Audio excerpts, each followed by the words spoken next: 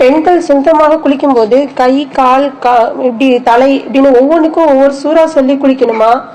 அதோட சேர்ந்தது கொஞ்சம் கேள்வி, மாதவிடாய் இந்த பிரசவ தீட்டு கடமையான குளிப்பு இது எல்லாமே ஒரே கடமையான குளிப்பாக சேருமா, இல்ல தனித்தனியாக அதுக்குன்னு குளிப்புகள் இருக்குதா, ஏதாவது சொல்லி குளிக்கணுமா?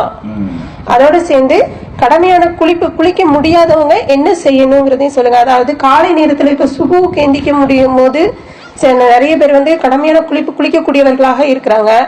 அந்த நேரத்துல குளிக்க முடியாதவங்களுடைய நிலை என்ன செய்யணுங்கிறத சொல்லுங்க. அஸ்ஸலாமு அலைக்கும். அதாவது என்ன கேட்குறாங்கன்னா, நம்ம சமுதாயத்தில் இந்த கடமையான குளிப்பு இருக்கு இல்லையா, குடும்ப வாழ்க்கையில் ஈடுபட்டு குளிக்கும் பொழுது அதுக்குன்னு என்ன செய்கிறாங்கன்னா, சில துவாக்கள் இருப்பதாக நூல்களில் எழுதி வச்சிருக்கிறாங்க. மூத்த கழுவும் போது ஓதுற துவா, கையை கழுவும் போது ஓதுற துவா, கைக்கு தண்ணி ஊற்றும் போது ஓதுற துவான்னு சொல்லி ஒன்றுக்கும் ஒரு துவா வைத்திருக்கிறார்கள். அந்த குளிப்பை ஆரம்பிக்கும் போது சொல்வதற்குன்னு ஒரு துவாவையும் மக்கள் மத்தியில் சொல்லி கொடுத்து வைத்திருக்கிறாங்க. அந்த மாதிரி செய்யணுமா, அதுக்கு ஏதாவது ஒரு முறை இருக்குதா அப்படின்னு கேட்குறாங்க. அதுபோக இந்த கடமையான குளிக்க முடியாத நேரத்தில் அதுக்கு வேற என்ன செய்வது, இதுதான் அவங்களுடைய கேள்வி. குளிக்கிறதை பொறுத்த வரைக்கும் அதுக்குன்னு எந்த ஒரு துவாவும் கிடையாது. சாதாரணமாக குளிக்கிறதை எப்படி நீங்கள் குளிப்பீங்களோ அப்படி தான் கடமையான குளிப்புக்கு இருக்கே தவிர, கடமையான குளிப்புக்கு என்று சொல்லி அதுக்குன்னு ஒரு துவாவோ அதுக்குன்னு ஒரு மெத்தடோ அந்த மாதிரி எல்லாம் என்ன இல்லை, மார்க்கத்தில் கிடையாது. ரசூல் ஸல்லல்லாஹு அலைஹி வஸல்லம் அவர்கள் தலைக்கு தண்ணி ஊற்றும் போது இதை ஓதினார்கள், கைக்கு தண்ணி ஊற்றும் போது இதை ஓதினார்கள் அப்படின்ட்டு மார்க்கத்தில் ஏதாவது இருக்குதான்னு கேட்டால் ஒரு ஆதாரமும் இல்லை.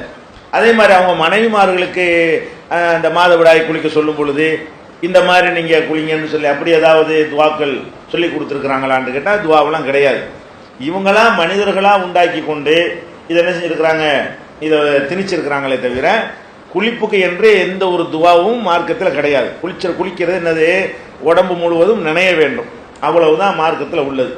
நபிகள் நாயகம் ஸல்லல்லாஹு அலைஹி வஸல்லம் அவங்க எப்படி குளிப்பாங்கன்னு கேட்டால், அதாவது குளிக்கிறதுக்கு முன்னாடி முறையை தெரிஞ்சு, இது ஆம்பளைக்கு பொம்பளைக்கு இதுதான் கடமையான குளிப்பு. நம்ம குளிக்கிறதா இருந்தால் முதல்ல என்ன செய்வாங்கன்னா, குளிக்கிறதுக்கு முன்னாடி ஒழு செய்வாங்க. ஒழு செய்கிறதுக்குரிய முறை பிரகாரம் வாய்ப்பு குளித்து முகத்தை கழுவி கையை கழுவி தலைக்கு அது எல்லாமே என்ன செய்வாங்க செஞ்சுட்டு, காலுக்கு மாத்திரம் என்ன செய்ய மாட்டாங்க, அது தண்ணி ஊற்றாம கால் கழுவுறதை விட்டுட்டு ஒழு செய்கிற எல்லா காரியத்தையும் செய்வாங்க.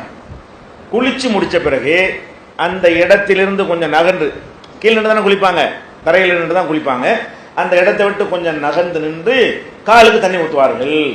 இப்படி தான் நம்ம ரசூல் ஸல்லல்லாஹு அலைஹி வஸல்லம் குளிக்கிற தன்மையை நம்ம பார்க்குறோம். அதில் கூட